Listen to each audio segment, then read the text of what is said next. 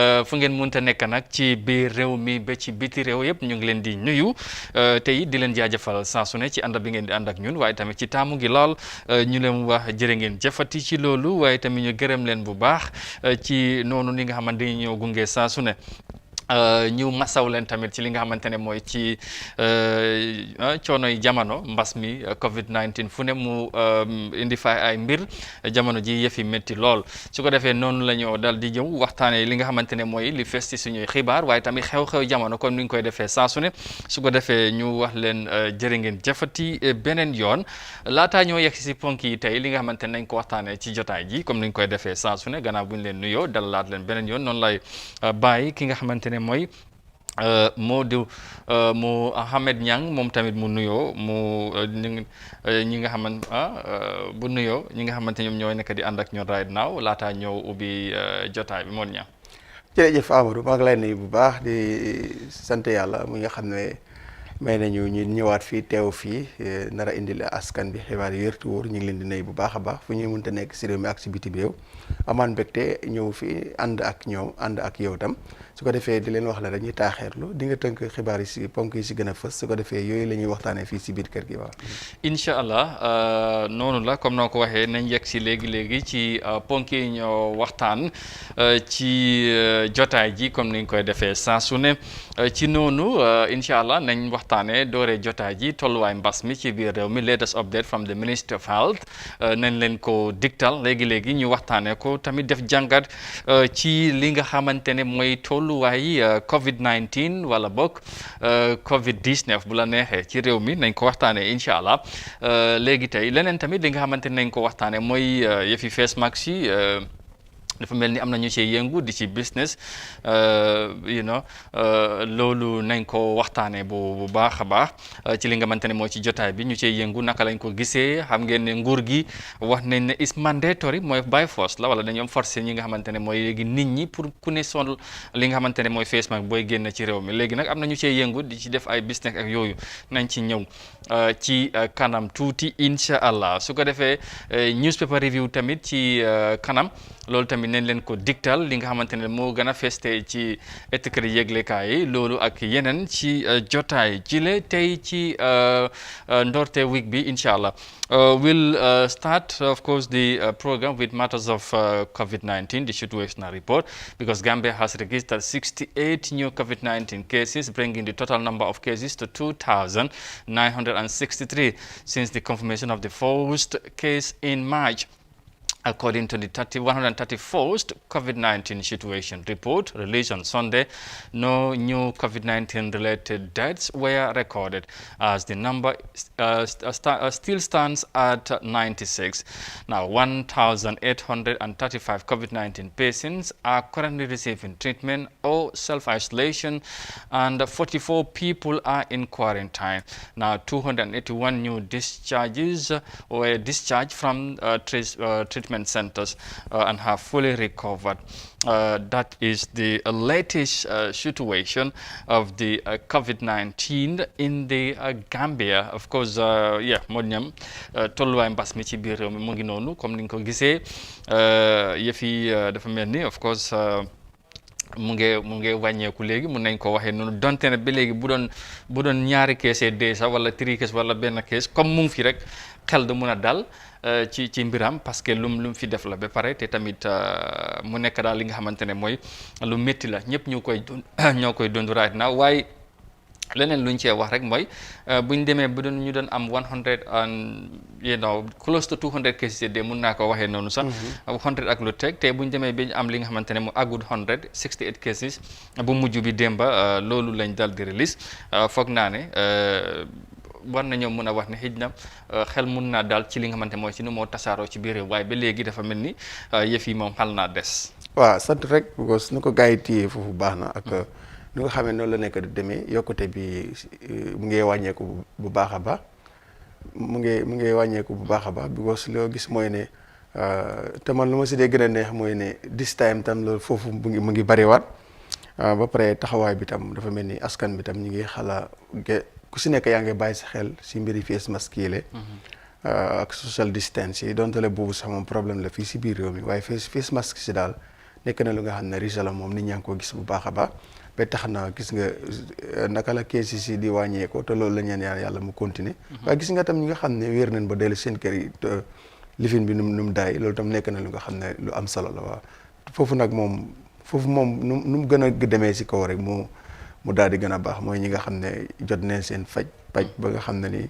yàlla delloo na seen sago bañ delluwaat seen biiri kër loolu nekk na lu am solo te gis nañ ne tam yàlla musal na réew mi civique bi ñu génn gis nañ ne ba léegi mu ngi taxaw si 96 ñi nga xam ne ñoo si ñàkk seen bakkan mun neen wax ne sax gisuñ si dara loolu ñu ngi ñaan yàlla tam loolu daal di continuer soo di ñaax docteur si bu baax a baax ñoom tam ñuy gën a toppatoo seen i mbir because ak nu mu mënta demee ñëpp dañoo mujj dem tëdd seen kër waaye ñoom ñooy mujj di taxaw patients yooyu kooku itam ku ñu war a taxawee la delloo ko ciram jox ko ak yelleefam di ñaax tam askan bi rek ñu gën a continuer si digle yi nga xam ne waa kër docteur joxe neen ko rawatina daal li nga xam ne mooy face mask because boobu leen fan na léegi mooy dimeen isu boo xam ne ni buñ si jàppee rek yàlla mën nañu see musal because gis ne naka la nekk di wàcce te loolu la ñoo ñaan si réew bi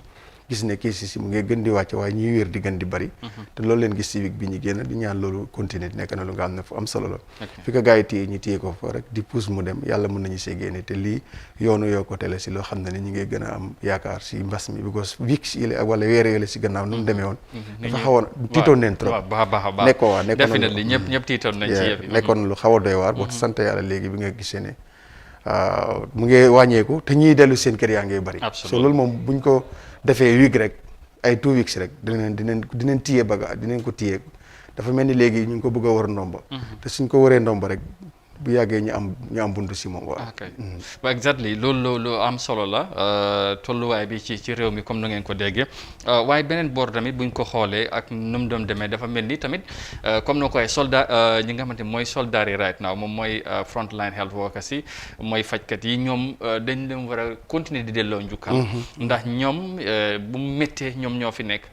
te ñoom ñoo fa nekk ba léegi te ñu ngi continuer di fexe naka la ñoo jëlee li nga xamante mooy mbas mi ci réew mi. loolu day am solo bu baax tamit pour always comme noo ko waxee ñu ñaax kilifa yi ñu gan leen taxaw gan leen dooleel ñu mun a jàmmaarloo bi nga xamante ne mooy mbur bu taxaw ci kanam yi ñëpp te mu tax jamono ji loolu lu am solo la leneen tamit dafa mel ni jéego yi nga xamante ne nguur gi mu ngi koo jël donte ne métti na dafa mel ni boo xoolee tamit recent updates yi dafa mel ni mu ngi am impact ci li nga xamante ne mooy ci nu moo demee bokk na ci mooy wàllum li nga xamante ne mooy curfew bi ak lu moo àndal wàññi nit ñi jaay bi ci marché bi time bi yooyu yëpp dafa mel ni am na li nga xamante ne mooy lu mu wàññi waaw am na impact because soo bàyyi xel si August bi boori 15 mu jëm 17 ba 20 nu mu doon ñëwee dafa nekkoon lu nga xam ne dafa xaayoon trop waaye loolu tam xam nga risoli tabaski daf si bokkoon because ñu ngi la doon wax ne after tabaski ñu bëri because dafa nekk lu nga xam ne immediately doo dee gis lu mu dee indi but week or 2 weeks after di nga gis risolam so mun neen wax ne affaire yi tabaski bi passé moo gën a indi lii nii waaye gis nga after that taxawaay bi nga xam ne tam jël nañ ko si nekk fokk nga ne tam moo indi di si risol rawatina di face mask because face mask yi nekk na lu nga xam ne is very important. because ne waaw is very important ci ñëw loolu mooy si waaw so loolu la moo tax da ngaa gis ne taxawaay yooyu ak mesures yooyu noonu dimbale na réew mi bu baax a baax te itam askan bi xar nañ si seen tànk tubéy te góorgóorlu nañ si because ku si nekk yaa ngi fexe ba di ko utal sa bopp. te xam naa ne comme noo ko waxee dinañ si ñëw waaye anyway mesures yi doo mun a wax ne amul solo am na solo bu baax because askan bi sàmmwante neen ñi si bëri mun nga wax ne 90% ou 95% bi yëpp sàmmwante neen ak mbir mi ba tax na tey result mu ngi see feeñ moo tax ma ne fu ñu ko téyee ñu téye ko fa rek once again tam gën a dimbale ñi nga xam ne donte ne métti na donte le métti na waaw donte le métti na am naa yaakaar ne nu may wàccee ni fii balaa end of weer bi nga xam ne mu ngi ñëw taxaw si septembre ay it waaw da ngaa gis ne yàlla mën na see def jàmm bu baax a baax te itam comme ni ma la ko waxee rek ñiy wér dafa am solo waaw because ku dugg ba pare boobu xas nga dugg waaye wér bi Amadou daf ci nekk lu nga xam ne mu am solo la limi ñiy wér bu bëree rek xel dina dal waaw te loolu nekk na lu am solo te liñ gis tey nekk na loo xam ne lim bi bëri na trop limi ñuy bëri wér bëri na waaye limi ñi feebar tam néew na limi ñi fa nekk tam wàññeeku na so kooku loolu buñ ko téyee foofu noonu rek 1 2 3 weeks rek yàlla mën nañoo defal sutura si réew mi fii am na solo pour jeexal rek balaa ñoo dem te boo xoolee tamit dafa mel ni buñ match ak August buñ nekk ni buy jeex si ni diggante boobu rek Gambia daanaka record na lu jege 3000 cases lu manqué bëriwul ci li nga xamante ne waaw ci li nga xamante ne mooy no bu mu dooree ba léegi daanaka ñetti junne yi nga xamante ne mooy lu ko tere àggal 3000 bëriwul foog naa 900 something waaw exactly waaw 2900 something 60 something so yooyu da ngay gis ne diggante bi Gambia diggante March ba August yëf yi lu mu yokkoo ci weer yu passé ni moo taxoon ñu bëri ñu kilifa jël yenn jéego yi parce que tamit ñun demoon nañ ba foog ne affaire du àgga 100 ak yu mel noonu wala 200 waaye gis nga tey daanaka lu manqué 3000 bi bëriwul so loolu dañoo dolliwaat rek gën a ñaax nit ñi gën a jëlaat seen responsibility gën a ñaax seen bopp ñaax seen famille ak njaboot li nga xamante ne mooy kilifa yi of course wax nañ ko te mu nekkul lu yomb sol face mask bi yëpp affaire la loolu ku ne def koy wax yombul ci kenn waaye tamit social distancing bu ñoo wax dajaloo yi xew yi ak yu mel noonu ñu gën koy moytu bu boobaa rek donte ñu ngi dëkk ak COVID-19 mooy corona bi ray na pexe dana mun a génn dana gën a mun a yenn bu baax a baax ci ñoo doxee li nga xamante ne moom pour ñu mën koy daan foog naa loolu tamit day am solo ñu fàttali nit ñi always responsibility boobu waaw because police mu nekkee nii yëpp lii yëpp benn affaire moo ñu ko teg muy corona bi so kon nag lépp liy pexe ak lépp duñ ko xeexee askan bi yëpp si war a jàpp ñu xeex ko mu daal di dem ñu delluwaat si freedom bu ñu nekkoon because Amadou lii tam dafa métti da ngay war a dem fenn doo mun a dem ñu bëree ngi bëgg a tukki mën a ñëw tukki ba pare dina laal koom-koom yi réew président bi sax mention na loolu dina sonal koom-koom bi dina askan bi moom already sonn nañ ba pare waaye koom-koom bi tam bu nga xam ne ëllëg bu fi liy jógee moo war a dimbalewaat nit ñi loolu tam mu ngee ñëw daanu kon loolu lépp xeexam ñëpp si war a jàpp pour gis na jógee na fi waaye ñëpp tam ku si ne ni nga ko war a defee nga defee ko si normal nga tegee ko su xam ne si yoon la ñëpp su ko defee dina am solo because daf fee jógee ëllëg ñu nettali ko di ñaan ñu bokk si liste boobu leen waaye nekk na lu nga xam ne daal taxawaay ñëpp la war parce que mbir la moo xam ne li muy yàq ñëpp lay lor because tey ku ko gëmul yëpp yaa ngi am coono teg na la coono te sa time te ne ko la si jotee boo waroon a dem feneen dootoo dem fu la ten fekk nga bala fu la nine fekk yaa ngi profité pour dem so loolu ifin gëmuloo ko waaye yow am nga problème te la ko teg mooy lii so kon loolu noonu jëf ay pexeem ba mu jógee fii loolu responsabilité everybody la rawatina ni ñi nga xam ne ñoo nekk si kaw ñoom itam ñu doxalee si noo xam ne dafa jaar si yoon nekk lu nga xam ne nii ëllëg dina nekk lu nga xam ne nii bu ñoo commencé waat pour jóg duñ am problème dafa fekk already taxaw nañ waaw loolu si jëru am na solo ci noonu la ñoo continuer gannaaw bi nga xamante ne wax nañ ci tolluwaay mbas mi bu yàggul sax buñ mujjee wax ak docteur bi tey director of health service ministry of health mu ngi doon wax ne moom jàpp na ne sax li nga xamante ne mooy curfew bi am na impact bu baax bi mu def ak tamit yenn jéego yi nga xamante ne nguur gi jël na ko ci li wàññi li nga xamante ne mooy mbas bi donte ne ñoom tamit health workers yi ñu ngi def nañ ci liggéey bu ama solo te foog naa loolu lu am solo la pour ñu fàttale ko tamit ñi nga xamante ne ñooy ànd ak ñun jamono ji gannaaw loolu ñu continuer loolu moo nekkoon tolluwaay mbas mi ci biir réew mi comme ni ngeen ko déggee noonu we will move on now to our next story. Of course we are going to stay with related matters of COVID-19, its impact and all that. Next, we are talking about face mask issues in the Gambia because the coronavirus pandemic has negatively affected all aspects of lives and businesses, including those that strive to cut its spread. Face mask vendors in the Gambia said the business is no longer lucrative despite the fact that it is a must to wear when in public places and transport. Umar Ahmad Toure tells us more of that. When the government announced last month that the wearing of face masks was compulsory, the demand for the product grew exponentially.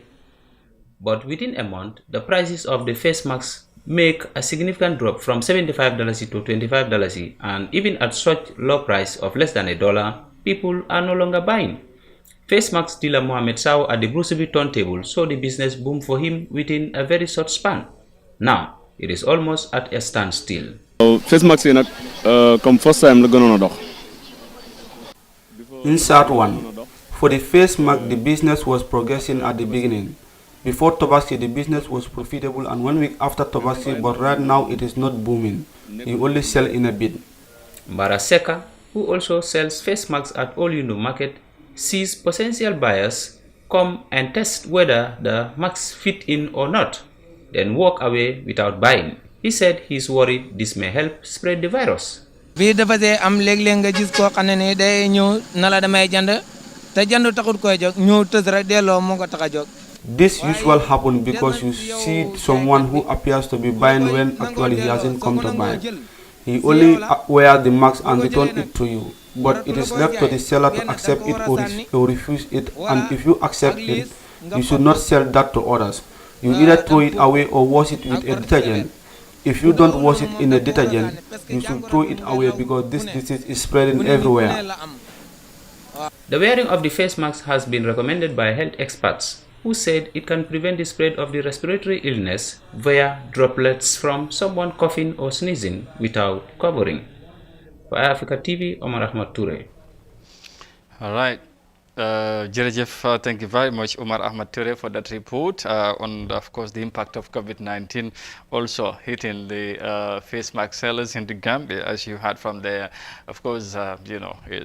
talking about the impact and how the business have gone down so soon, in the Gambia, despite it has become mandatory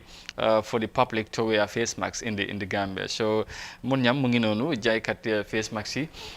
wax xam nga am na lu wax lu am solo te waxoon nañ ko fii di other time mooy ñëw ñoom ni ñoo jaayee nii ci mbedda bi am ñi nga xamante ñooy ñëw rek pour test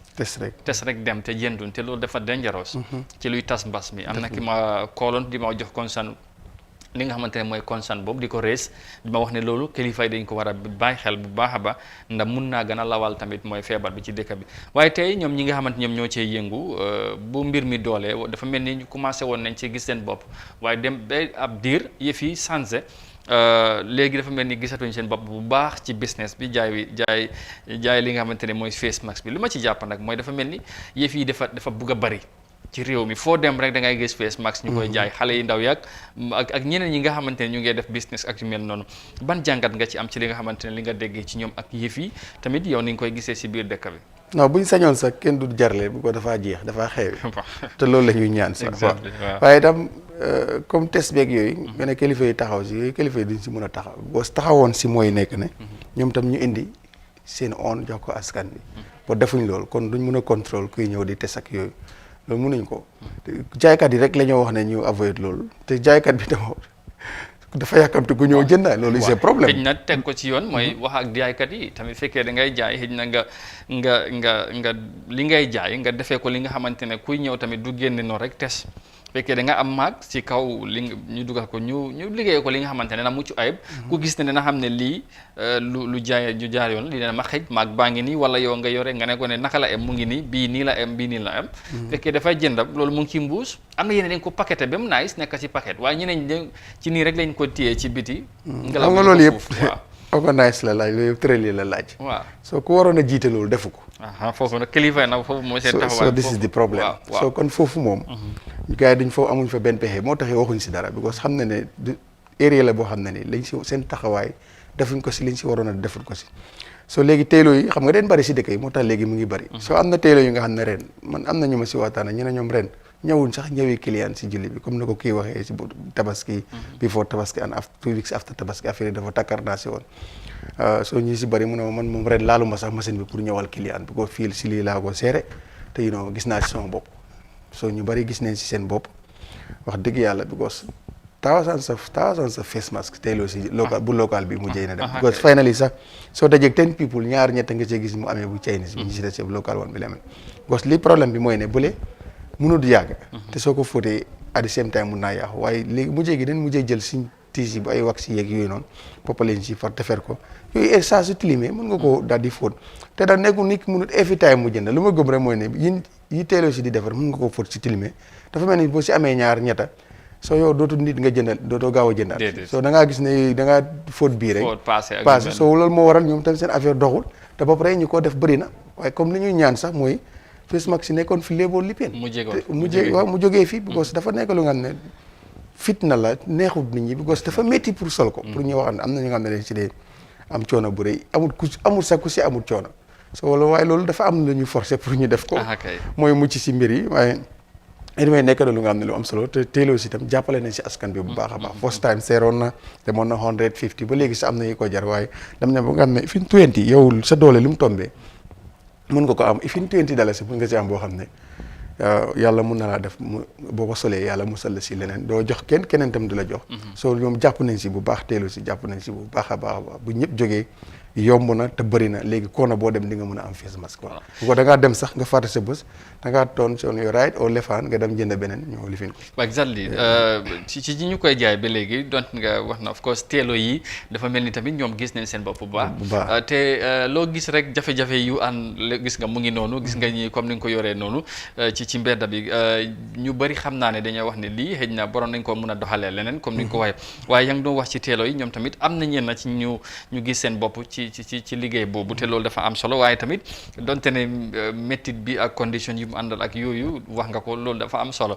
situation moom moo ñu pousse ci loolu pour ñu fexe sol li nga xamante ne mooy ay face mask ak ay yeneen yi nga xamante ne xamuñ ko woon duñ ko daan dundee waaye situation ñëw na dugal ñu ci loolu mu forcé ñu ba ñu dundee ak noonu te loolu dafay am solo tamit pour bu baax a baax nit ñi bàyyi ci xel tey ñu gën a dellusiwaat li nga xamante ne mooy ci ñu koy jaay ci mbedd mi te ñu war a gën a amaat responsabilité ci ñoo liggéeyee in as much as boo ngaa jaay waaye xamal ne tamit nit ñi ngay diilal dafa utee liñ doon jaay nit ñëw xëj na ñëw seet test ndax dina ma jot dem ñëwaat indiwaat ak yu mel noonu bii dafa ndaw bii dafa rëy ak yu mel noonu dañ ci war a am responsabilité bu mag gën a fexe ñu aar ñoom seen bopp waaye tamit aar nit ñi parce que nekkut ne lii nekk ku ne mu war na koo mën a cës wala laal ak yu mel noonu loolu tamit foog naa ne dina am solo bu baax pour ñu gën leen fàttali responsabilité loolu boobu ñu bàyyi si xel bu baax a baax ndax dafay am solo. def na lii dina nekk lu am solo ñoom tam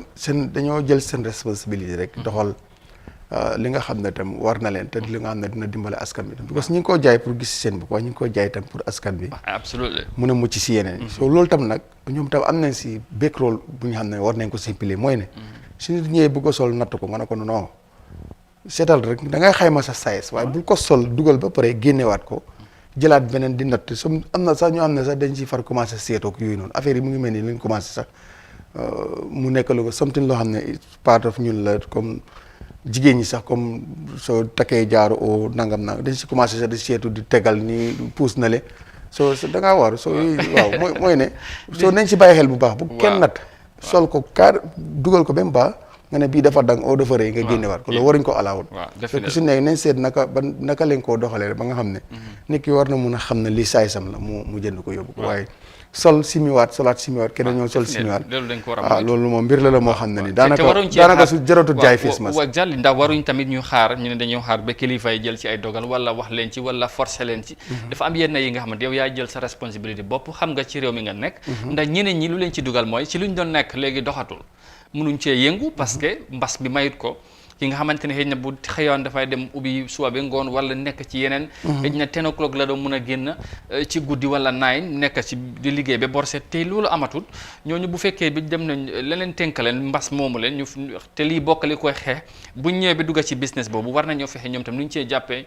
ci xeex boobu noonu nuñ ko mën a faagaagalee ci biir réew mi mooy mbas mi ñu bañ a bay may nit ñi tamit opportunity wala pexe yi nga xamante ne mbas mi na ci mën a profité ba gën a mën a des ci réew mi yooyu tamit ñoom war nañ cee gën a am beneen taxawaay bu baax a baax xam ne loolu tamit am nañ ci rôle buñ ci war a mën a play am nañ ci rôle buñ ci mën a play as far as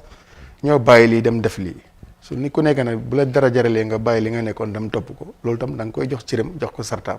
soo mooy ne daal nañ avoid ki ñi nga xam ne dañoo ñëw sol takk moom fa naa daa am na beneen pexe bu ñu war a mën a def natt ko te du sol te xam na lii sa size la waaw bu ko fu ne nii koo gis si réew mi nekkut guléet pour mu am ko amoon na ko soo xam na lan mooy nekk size am waaye daal natt bi moom Amadou waaw dina xaw a doy waar waaye njaayam natt la nag te amul size mucc si daal mooy loolu daal waaw dina xaw a jafeñ daal dina jafeñ anyway waaye daal waaw nañ ko jéem kon waaw nañ ko jéem daal waaye nañ ko jéem ba pare di leen waxal tam am na solo waaw nit ñi tamit ñu gën a bàyyi xel gën a jël responsabilité boobu ku ne xam na daal li ngay aaree sa bopp noonu ngay aaree keneen te loolu te wax naa ñu jël size bu cëng bi moom ku ko sol dina yem waaw boobu moom so mun nañ jël size foofu te gis nga différence bi waaw te différence waaw boobu moom waaye nag bu ñu ko commencé modernize nii rek si la size yi commencé di am problème waaye nag bu cing bi ku jël size boobu rek boobu ku ko sol rek amul ku ko sol du yem waaw maag bi benn la waaye ni nga ko liggéeyee waaw ak tamit xoolal rek buñ la ko joxee yow da ngay ak nuñ ko defaree ak nu mu nekkee wutee na loolu ak lu ñu fee defar waaye nag war nañoo xam tamit li tax xëy na mu demee noonu. bu ci mi nag dama gis ñu koo jaay loolu daf ma jaaxal trop. amee si ay paquet di ko jaay waaw ma ñooy fu ñu ko jëlee moom ma jaaxal mbaa yi duyin ñi mayoon so dama ko gis si tali yi fii ma ne lii. lii war nañ see taxaw seetlu de bu ko lii dañ ko fi maye woon te léegi ñu am na ñu ko génne par carton di ko jaay. te man gisuma benn bitik bu ko jaay fii si réew mi. so fu gars yi jëlee loolu bay ko jaay jar na indi taxaw seetlu bu fekkee ne yéen ñi mayoon la nag am ku pootu génne di ko ci jaay loolu fekk def na lu nga xam ne du yoon ñu ngi koo jaay si yoon bi te yow gisuma bitik bu moo jaay si réew mi waaw so loolu moom kay donc su loolu correctul moom ñu ngi koo jaay daal te yooyu ay pileen moo ko fi doon indi te bu ñëwee xelt leen ko dee may mu ne fuñ plug loolu war nañ ko dañ ko war a seet government bi war naa bàyyi xel fuñ ko plug ñoo liñ ñu may ñu gis ñu ko jaay si mbedd yi te gisuñ kenn ku fi indi order right now gisuñ benn bitik bi nga xam ne ñi ngi wax ne mu ngay jaay naka la head face mask yi ci yi nga xam ne yooyu leen de soo fi defee government events yi ñoom nga dee gis ñi koo joxe ministre of health yooyu leen amee so fu ko ñi koo jaay fu ñu ko jëlee loolu lu jar a def taxaw seetlu la because bu fekkee ne yëfi nit ñi la ñoo jaay loolu dañ ko war a régler because dañ waroon a jox nit ñi face mask joxul na nit ñi léegi lu ñu may ñu gis benn yi koo jaay xamuñ ndax yooyu la xamuñ waaye jar na def taxaw seetlu jar na gëstu tam ñii fuñ jëlee yooyu bu fekkee yooyu la nag des koy lijjanti nag. waaw definitely am na solo te xam naa ne lu jar a bàyyi xel la comme noo ko waxee mu fees na tepp ci mbedda bi am na ñu koy jaay te loolu dafa ñëwoon fii pour dimbale réew mi ci xeex mi dimbale tamit nit ñi ndax ñu bëri jàppoon na ne sax xëj na yu mel noonu dañ doon mun a nguur gi ne mun a génne lu bëri supply ko nit ñi waaye nag gis nañu xëj na health workers ñoo ko gën a yittil ak yeneen boor yi xëj na foofu lañ ko yóbboo waaye nuñ ko jaayee tamit ci mbedda bi comme noo ko waxee loolu lu jar a liggantel te mu ngi am ci réew mi waaw gannaaw loolu nag waroon nañ wax tamit ci yeneen ponk yi nga xamante ne mooy Covid am na ci impact ndax Covid amul fànn bu mu laaloo du ci économie bi du ci transport du ci lépp te nag restaurant yi bëggoon nañ koo laal ñoom tamit naka la ñoo dundee mbas mi ak yooyu ñoom tamit jafe-jafe yi am ñu ngi koo dund waaye du ñàkka nañ ci dellusiwaat incha allah ci yeneen jotaay suñuy xibaar ñu indil leen ko ñu seet ñoom tamit naka lañ ko dundee ci noonu la ñoo dal di xibaar yi dal di buur ci first half bi comme niñ ko waxee saa su ne ñu gërëm leen saa su ne nag ci ànd bi ngeen di ànd ak ñun ñu jël short break incha allah ñu ñëw nag diktal leen lii gën a fees tey ci étiquette yëglekaay yi mooy newspapers yi ñoom tamit tey naka lañ xëyee si seen xibaar naka lañ jógee ko ci weekend bi yéen xibaar lañ indi tey ci Monday bi le incha allah ñu diktal leen ko léegi waaye laata ñu cee yegg si ñu jël break bu ndaw ñu dellusiwaat léegi incha allah.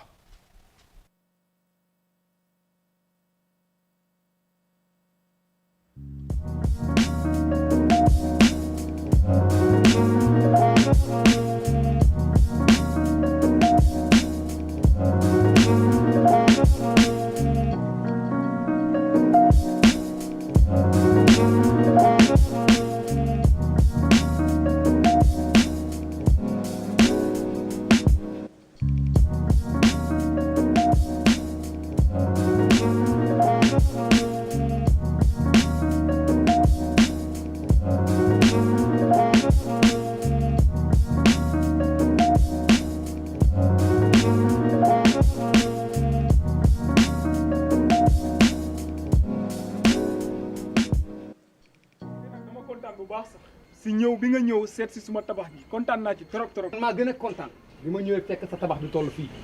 waaye nag man kontaanuma ci sama kër gi man. lu xew. ndax umpalewul woon ne ñoo bokkoon nekk Europe. dëgg la jamono yu ñu nekkee foofu yëpp man ak yow maa ngi am benn waay maa ngi ko yónnee xaalis bu bari pour mu sampal ma suma kër. te ba léegi tabax bi àggul fenn. te yow nga waxoon ma ne ma bi nga starté samp yàggul léegi nga toll fii foo jaar.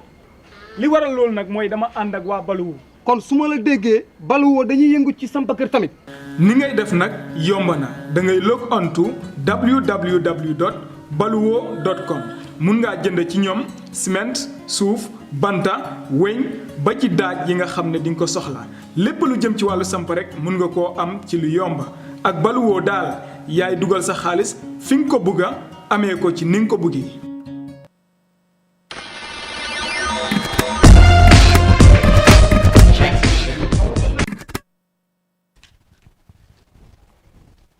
waaw jërë ngeen jëf mbokk yi ñu dellusiwaat gërëm leen sant leen ci safo bi waaye ci kóolute bi ci ànd bi ngeen di ànd ak Africa TV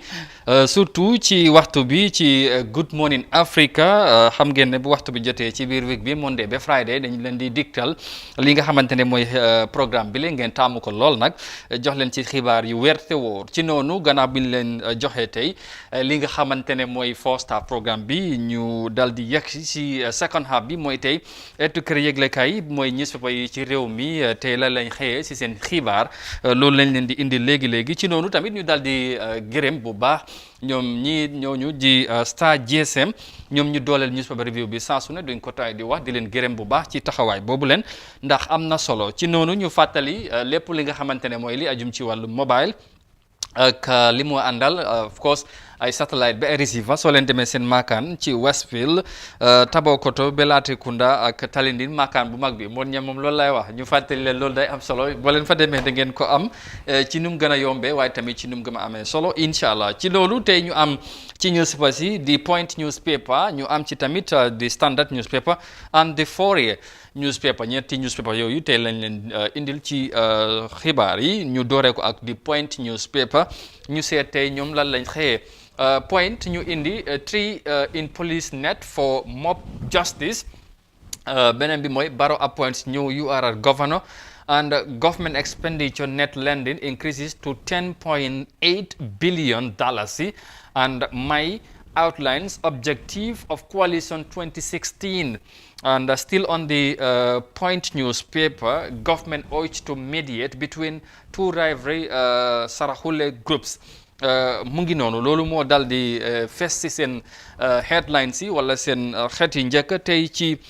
Point newspaper ñu jukki ci benn ñaar ci seen xibaar tey ñu dooree ko 3 in police net for mob justice. Now police in Basse in the Upper River region URR has arrested 3 people from Dasilame village in the Sandu district for what have been described as a mob justice. The Point has been reliably informed the suspects at the time of gathering the report were detained at the Basse police station as investigation into the matter continues. A source who spoke to our reporter on the condition of anonymity said all the 3 individuals has been charged with assault, causing bodily harm and conspiracy to commit a felony. They were expected to appear court soon. Over the weekend, a video of an alleged thief who was tied with ropes against a tree and was seriously beaten with the picture making rounds on social media. mu ngi noonu gis ngeen nataal boobu mu nekk li nga xamante ne mooy lu fees la ci social media bi ñu dal di nag police bi bu nekk Basse am ci taxawaay dafa mel ni ñii dañ dal di jël li nga xamante ne mooy loxo bi loi bi dañ ko jëlal seen bopp comme ni ñu ko waxee never take the laws into your own hands dafa mel ni nag ñoom loolu lañ def ci noonu jàppalañ ci ñetti nit ñoom ñi nga xamante ne dañ jàpp kenn ki nga xamante ne ñu wax ne sàccakat la yóbbuñ ko nag ci yoon dañ ko jàpp ñoom ñu fajal seen bopp li nga xamante ne mooy di leen métti ci moom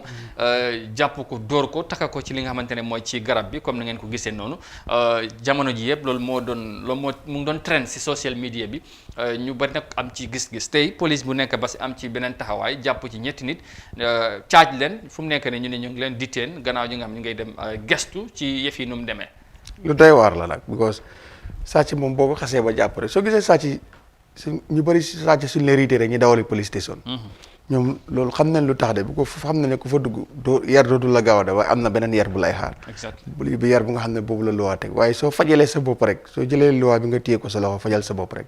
dafa doy waar dafa am suma benn boy bu nga xam ba léegi dama ko dee ñaawalee loolu ñoom fajar rek ñu jàpp sàcc dóor ko ba mu lifin ñoom ñu yóbbu sàcc bi si police bi sàcc bi ñu yóbbu ko lopitaan ñoom ñu dugaleen si biir seel bi ba léegi su ma ko gisee dama ko dee booy naka waa ji mu ne ma loolu moom bàyyi ko bu ko tuddaati sax ma ne ko kon li ngeen am te ñoom ñëpp den fa indu neen fa mënuñoo gën mën a xoolal lii rek yéen because lii mooy loi nag. waaw mu tax loi Amadou lu jar a bàyyi xel. waaw du jar a bàyyi te lu jar a bàyyi xel doy waar la parce que tamit. yes buñ demee ba nit ñi war a jëlaat loi bi nga xamante ne moo fi nekkal ñëpp. nit ñi teg loolu ci suuf war a fajal seen mer. wala faj seen mer fajee ko ni nga xamante ne mooy ñoom ni ñu ko buggee bu boobaa loolu du dox ci réew. du dox ci réew waaw donte ne luñ la mun a def métti na waaye loi bi boo gisee mu nekk fi yu mel ni moo tax. tamit ñu aar tamit ñeneen ñi. waaw mu nekk lu am solo ñu bàyyi si xel daal loi daal lépp lu mu santaane. xam naa ji góorgóorlu jaar si am na solo bu baax a baax waaye soo ko moyee rek mun na laa lu ko tiis fajar guddi nga jàpp sa sàcc yow yaa mujjee indu si seel gi fanaan fa moom ñu yóbbu ko lopitaan after that dafa ñëw benn bandage am rek ñëw di seet si di dem di fekk yow yaa ngi si biir loolu Amadou xoolal nu dafa upside down te loolu li la ko war a mooy yow yaa jalgati moom dafa jalgati loi waaye yow nga jalgati loi bu ëppale ko moom mu jéegi moo ne si biir yow yaa ngi si biir moom mu ngay dema ko ñëw lopitaan ak benn bandage am yow yaa ngi si biir seel gi so mbir bu kéemaan la so loolu yëpp mooy ne loi da nga koy doxal bul ko téye si sa loxo bi jëfandikoo ko su ko defee rek yow dafaa mujjee dal si sa kaw absolument so loolu tam jar na bàyyi xel bu baax a baax te sa cakari bi tamit xam naa dafay retire moom tamit bu fi jógee waaw moom tam waaw foog naa ne moom tamit carrière bi fii la war a am parce que lii doy na waa torop mu ngi kangu si garab bi xam nga léegi li ñooy def day dox xol day merdo yu bëri waaye nañ ko moytu bu baax a baax ndax kenn warul sa fajal sa bopp li la métti lépp li la métti ci biir réew mi léegi foog nga dem ci kanami luwaa gannaaw xibaar boobu ñu desandi ba léegi ak point news bi ba wax ci wàllum dépense réew mi am na luñ ci indi tey government expenditure net lending increased to $10.8 billion. Now, during the central bank's monetary policy committee meeting, it was revealed that the government expenditure and net lending for the first 6 months of 2020 increased by 11% to $10.8 billion, 11.0% of GDP from $9.7 billion and 11.1%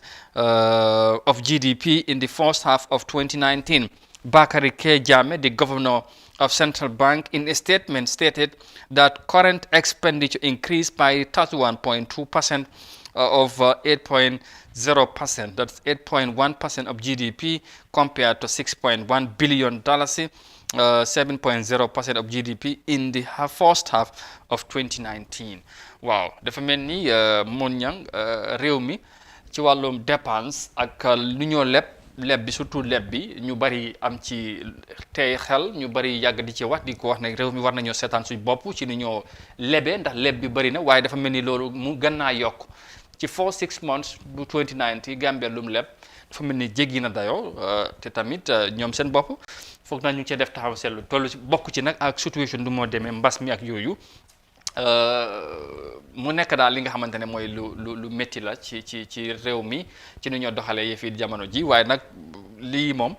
beneen mbir mi ñu bëri yàgg nañ ci am conscience nga xam ne lu moo yaakaare lu bëri lu ñuy doxal suñu yëf mooy ci biti lay jógee. lu doy war la jar taxaw seetlu tam because bor bu nga xam ne nii di nga koo fay dafa xaw a doy war te itam bor bi askan bi li ñoo wax dañ war a gis fuñ ko spends bu ko su fekkee den ne dañoo leb bor tabax néeg bi askan bi war nañ gis néeg bi lii leen si def bor buñ jëloon lii moo si des waaye néeg bi dinañ si liggéey lu nga xam ne dafaa yóbbu réew mi kanam wala waa réew mi dinañ jëfandikoo bor boobu si nu mu gën a corrigé waaye si juróom-benn weer rek ak amount buñ tudd loolu jéggi na doy Amadou nekk na lu doy waar te loolu loo xam ne nii la bàyyi force nañ ko fay am na si lu nga xam ne sax mais bi suñu sët ñooy fekkee loolu xanaa dem ba mu yàgg rek am réew yi def njégal rek waaye bu loolu te loolu fekk yaa ngi koo def rek yaa ngi si buum bu yàgg ku la abali bër rek fu ko neex ngay xool te koo ameel rek nekk nga di jaamam bu ko soo ko gisee sa xel daf see dem mais bi sax boo gisee beneen bedd teggi ko soo kon réew tam bu amelee beneen réew lu mu ko teg rek mais bi daf koo nangu yi si bëri daf koo nangu soo li nga xam ne war nañ koo seet ba pare bu ñu jëlee bor bi ñu gis impact bi réew mi bénéfice yi muy loo xam ne muy lopitaan yi mag yi ñu tabax muy school yi mag yi ñu tabax muy yoon yi ñu si tabax muy public loo xam ne ni askan bi ñoo ko jëfandikoo. waaw ñu xam ne jar na ko. ñu xam ne jar na ko. parce que yi si bëri li askan bi di wax di doon si gisuñ fi ñu dugal xaalis. exactly billion si ñu tudd fii yëpp si daaw ak ren askan bi li ñoo wax mooy xamuñ fu mu ne. waaw ci loolu sax bu yàggul maa ngi dégg World Bank président bi mooy seen njiit li mu doon wax ne ñu ngi xalaat naka la ñoo tegee boor yi ci réew yi nga xamante ne mooy réew yi ñëw doole waaye beneen mbir bu ci nekk bi xëj na li laxasu ci yëf yi mooy ñoo xam ne bu fekkee baalal nañ réew yi xaalis bi nga xamante ne boobu lañ leen di jox fu ñu koy dugal lu bari def si dee bari ay njuuj njaaj te xëj na tubaab bi moo tax xëj na yëf yi baalal bi mu gën a dëgër ba léegi bu yàggul tamit Macky fan yëpp mu ngi woon France di gën a taxaw di wax loolu moom ak Macron ñuy waxtaan si naka la ñoo mën a baalalee Afrique li nga xamante ne mooy bëri waaye li ci gars yi gën a bàyyi xel mooy xaalis bu bëri buy ñëw ci Afrique ak si nguur yi fu moo dugg daanaka dafa nokkalu doy waar njuuj njaaj def ci dee bari xëj na waaw lebalee xaalis tam toppaat si seet fu ñu ko dugal waaw exactement ñu see te loolu sax gàcce la de loolu gàcce la tam ñoom lu ñu la jox ñu toppa ji ba ñu xam ne yow fi nga koy dugal mooy soo demee daal na néeg bi nga bëgg a tabax da nga soxla million ñu ñëw na fexe néeg bi taxaw loolu waaye jël ko rek ay benn ñaar ñetti nit séddoo ko rek fexe ba jaxase li fi ni te askan duñ si gis dara ku mu jik tam dina ma jaaxal de acca boog waaw mu ngi noonu ñu wéy yow su ko defee nga yaay wax ak gars yi def na time baa ngeen dem waaw su ko defee ñu dem ak Standard newspaper ñoom tamit ñu seet tey lan lañ indi Standard tey si seen xibaar nee na IEC chairman reveals his contract ends in 2023 and still on the of course the Standard newspaper, government denies working with Lovett Jallow to repatriate Gambian women. Munginonu, URL governor redeployed to Interior as deputy or as DPS rather, and then another one is Barrow urged to tackle URL caste problem. Mungini and 11 curfew violators fined in Bansang. Lolu la Standard day xeye te ci seen xibaar ñu dooree ko ak li nga xamante ne mooy IEC ndax ki nga xamante ne mooy chairman bi mel ni wax na ci li nga xamante ne mooy contract. Now the chairman of the Independent Electoral Commission has clarified that his current tenure will end in 2023 and not August 2020 as suggested by some officials of the political parties. Alieu Momar Njai's tenure has been a subject of debate recently in some party officials, including UDP's Almamid Tal, suggesting his time was up. The UDP spokesman has claimed that the entire Independent Electoral Commission members have served their mandate, adding that constitutional institution like the IEC would make people very concerned if they don't have their leadership renewed to conform with the demands and the needs of the time. We are extremely concerned about this dereliction of duty oversight. If Parliament had sufficient resources and autonomy to exercise oversight over all these institutions, it should make sure that whenever a term or mandate expires, it should make sure that whatever the law says is applied, Tal had said. Waaw mu ngi noonu njiitali IEC Independent Electoral Commission di Alieu Momar Njie gën na pour leeral ndax jamono ji dafa mel ni parti yu bëri bokk na ci di UDP ñu ngi cee wax lu bëri nee nañ seen taam bi mandatam bi dal dina jeex te war na faa jógee moom nag tey ñëw na pour leeral loolu dent ne wax lu ba cool yi bari na ak wax ji yëpp nee na moom contract bi nga xamante ne boobu la sign war na dafa war a jeex 2023 mooy ñaari at ci kanam so ñoom nag dañu wax ne August bii nii mooy weer bi 2020 si lañ jàpp ne contract am bi jeex na te dafa war a jógee foofu waaye dafa mel ni moom nee na loolu amul li am mooy moom ba 2023 contract am bi si la war a jeex ci nu mu ko waxee moom Alieu Momar Njie Almami Fanding Tall bu UDP nag wax na la ci lu bari nee na daal fu mu nekk war nañoo seetaat ñoom seen moom toogaayam foofu ak ñeneen ñi nga xamante ne ñu ngi fa surtout National Assembly bi war nañ cee taxaw bu baax a baax ci ni mu ko waxee. waaw am naa yaakaar ne kii contrat am bi moom du ump réew mi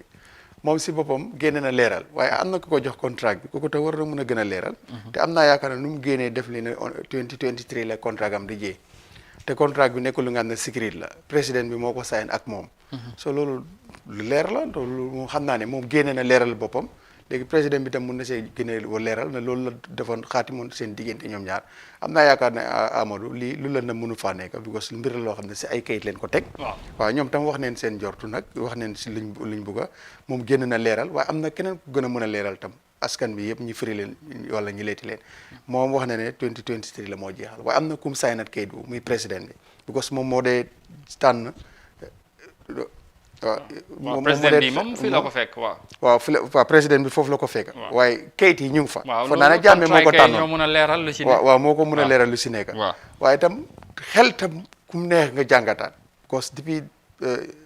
Yaya Jammeh jógee fi ba léegi itam xaw na yàgg te gëwuma ne amagum na contract with président Barrow so loolu tam mu ngi si waaye xam nañ ne documentary bi moom mu ngi fa te loolu mu ngi si office yi yëpp so loolu nag li si des mooy ne ñu def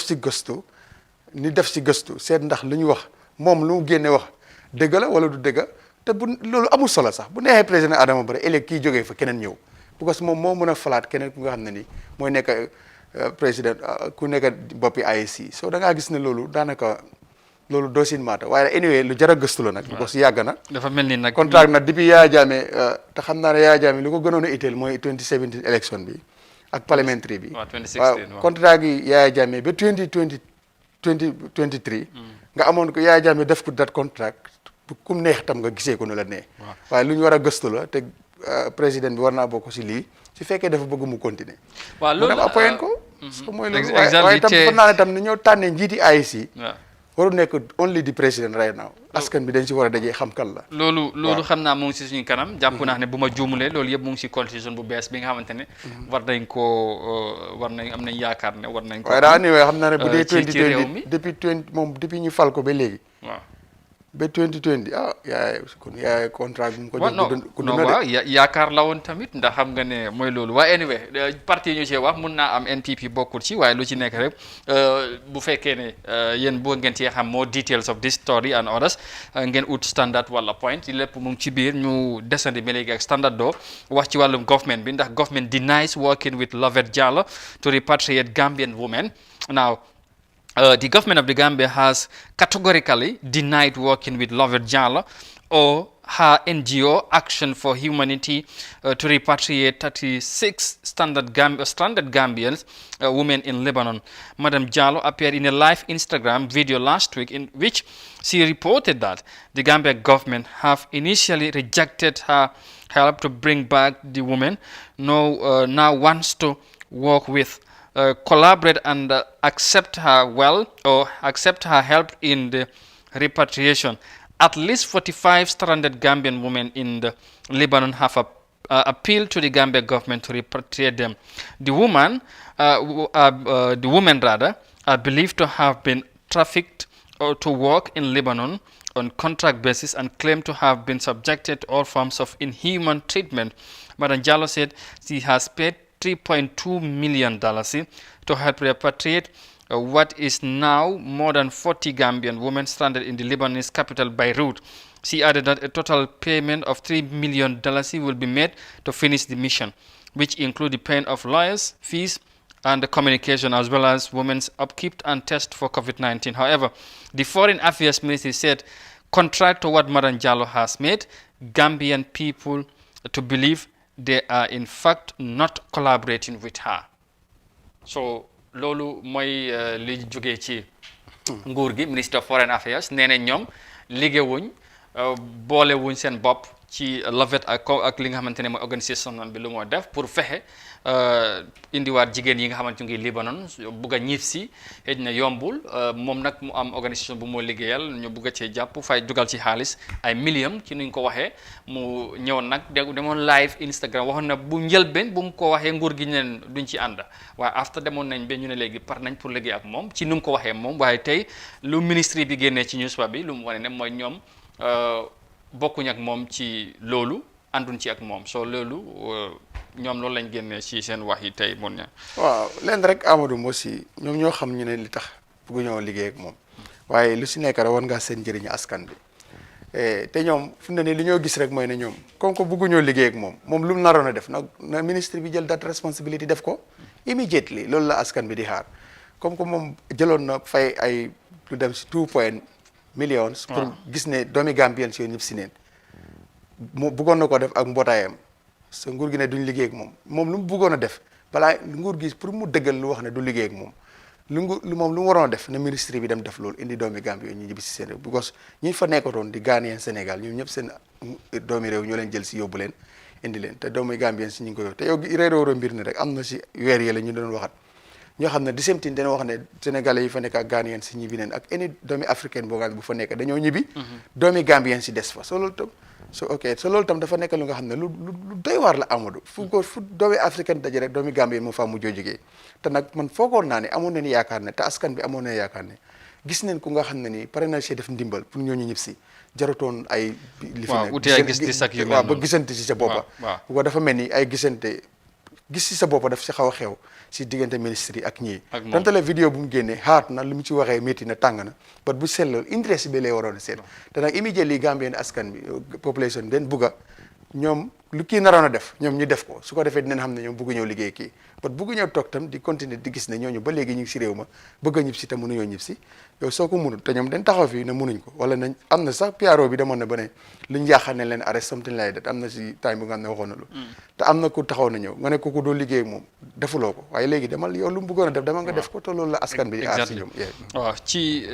li nga xamante ne ñoom ministre bi wax na ko ci nguur gi lu bëri doxee nañ ko of course ci story bi soo leen bëgg a xam luñ ci wax yëpp ngeen ut standard newspaper su ko defee ñu jeexalee ko ak Foroyaa newspaper ñoom tey si seen xibaar ñoom tamit di Foroyaa newspaper nee nañ ci NAWEC not part of investigators of the fire incident at the Fish Ministry Pierre Silva moom moo yore kaddu li nga xamante ne mooy NAWEC moom moo dal di wax loolu leneen Gambia records 152 new cases of COVID-19 and 3 deaths over the weekend leneen Court of Appeal set to deliver ruling in NIA 9 appeal case and then fii ñu ne experts of course government might lose half of its revenue on tax as COVID-19 seriously hampers Gambian business mu ngi noonu lañ indi leneen li nga xamante ne indi nañ ko ci seen editorial the president of country with the second highest life expectancy resigns of ill health and then the question of the day nee nañ of course what is there to gain by introducing controversy with other parties in commemorating the 24th anniversary of the UDP loolu nag laajte la bu nga xamante ne laajte nañ ko tey ñoom ñooñu di Foroyaa newspaper and ñu jël ci benn rek ci story si ñu ne wax bi jeex na waaw kon ñu garaawul mun nañoo am fii ñu jox gaay rendez-vous suba rek incha allah waaye read ko rek waaw kon ñu wax ci court of appeal bi rek the Gambia government or the Gambia Court of Appeal will on 8th October deliver judgment in one of the appeal cases involving former NIA Director General and others versus the state. The intelligence chiefs were dissatisfied with the three high court ruling against them and thus brought it before the Court of Appeal, seeking the appeals court to set all aside or set the three rulings. The case was last heard before Banjul High Court on the 25th of November 2019, and since then these people have been under detention at Mile 2. Wow, there is more on that story, but time of course has elapsed and we got any there. Su ko defee mu ngi noonu affaire NIA 9 bi seen case baa ngee dem ñoom nag am na li nga xamante ne loolu lañ leen daanoon àndoon ci ñu yóbbu ko ci Court of Appeal bi ruling boobu pare na pour ñu dogal incha allah on the 8th of October ci niñ ko waxee ci xibaar yi boobu lañ la ñu xaar su ko defee ñu xam ndax luñ leen daal nañ ci ànd wala naam luñ ci woon ñu wala nu moo demee ak yoonu ndax ñoom lu ñu waxoon daal ñoom seen xel jàpputoon loolu. ci benn ñaar rek nga comment si loolu ñu tàggatoo incha allah. waaw lu si lu gàtt rek li si kanam rawul ay bët loolu si kanam la nekk te yoon moo leen may loolu yoon boobu tam moo leen a dégluwaat. su ko defee rek fii ba on the 8 octobre dinañ xam fan la warante du mu jéeg ay bëtam. ndax kees bu yàgg la moom. waaw kees bi yàgg na lool ay at la fu mu nekk nii depuis 2017 daanaka. exactly ba léegi. ñu ngi fa te ñoom seen mbir dafa xawoon a lifin. dafa xawoon a diis daal. waaw su ko defee ñu gërëm la sant la bu baax ci taxawaay bi beneen yoon amati na solo su ko defee ñu nuyu julde tey nam nañ ko ci jotaay ji. waaw xam naa incha allah suba amaana dinañu fekk si. waaw ñu ngi ko nuyu di ko ñaanal jàmm bu baax ñu bàyyi la ñuy jox gaay rendez-vous ba suba incha allah. incha allah jërëjëf Amadou ak ñi ñu toppoon nekk si réew bi ak si bitim réew yooyu ñëpp ñu ngi leen di ñaanal jàmm ñu indoo ko xam naa ne ñenn ñi dañoo wax ñu fanaanoo ko waaye ñëpp ñu ngi leen di ñaanal jàmm ak fu ñu munti nekk di leen dox di jege ëllëg dinañ fi ñëwaat ak xibaar yu wér seeti wóor ak yeneen incha allah jërë ngeen jëf Amadou. all right thank you very much Modou Mohamed Niang ñu gërëm la beneen yoon ci taxawaay bi amati na solo naka noonu yéen ñu doon ànd ak ñun ci jotaay jile ñu ngi leen di gërëm bu baax di leen sant di leen wax jërë ngeen jëfati ci taamu gi ci ànd bi ngeen di ànd ak ñun toujours ci jotaay jile su ko defee fii la ñoo yemande ak yéen tey suba bu ci yàlla àndee ñu dellusiwaat indi leen beneen jotaay Good Morning Africa fii ci Africa TV waaye fii ak boobu rek ñu ñaanal leen jàmm yal na yàlla sotti jàmm ci biir réew mi ak fu ne ci àdduna bi tolluwaay mbas mi yal na ko tamit ci réew mi yal na ko fi yàlla wàññi bi wala mu jëlee ko fi benn yoon loolu la ñoo ñaan ak ci àdduna si yëpp jërë ngeen jëf ba suba ak jàmm ñu dellu ci beneen edition Good Morning Africa fii ci Africa TV do have a very pleasant afternoon bye bye